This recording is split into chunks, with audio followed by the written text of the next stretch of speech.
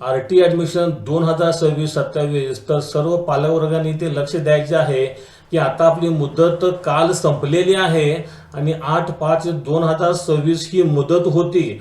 पहिल्या राऊंडमध्ये जी लॉटरी 10/4/26 रोजी निघाली होती आणि त्या पालकांना फक्त मुदत घेण्याची ॲडमिशन घेण्याची मुदत ही 8/5/2026 होती. म्हणजे त्या पालकांना आता पुढे हे ॲडमिशन घेता येणार नाहीत कारण आपली मुदत संपलेली आहे. आता जे पालक वेटिंगमध्ये आहेत त्यांनी इकडे लक्ष द्यायचं आहे. इथे आपण बघू शकत आहात की RTच्या डॅशबोर्डवरती तर टोटल नंबर ऑफ ॲप्लिकेशन हे 2,89,286 आहेत. 1,05,811 नंबर ऑफ सिलेक्शन आहेत. 86,034 पालक अजून वेटिंगमध्ये आहेत. 79,226 जणांनी आजपर्यंत ॲडमिशन आपले घेतलेले आहे. तर इथे एक RTने फार मोठा गोंधळ केलेला आहे. जवळपास 86,000 जागांची वेटिंग आहे आणि आता आपणास फक्त 26,000 जागा उपलब्ध आहेत.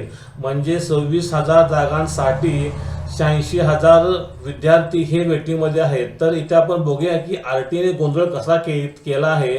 तर इथे आपण स्क्रीनवर बघू शकत आहात की RTच्या जागा ह्या म्हणजे टोटल महाराष्ट्रामधील RT सीट सर्व शाळांमधील मिळून ह्या 1,05,811 होत्या आणि आजपर्यंत फक्त 79,222 ॲडमिशन झालेले आहेत आणि आजपर्यंत उरलेल्या सीट ह्या 26,589 आहेत. तर वेटिंगमध्ये 86,034 पालक आहेत.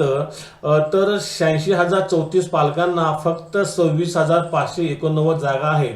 म्हणजे जर आपण ही टक्केवारी काढली तर एका ॲडमिशन मागे जवळपास 3-3.5 विद्यार्थी उभे आहेत.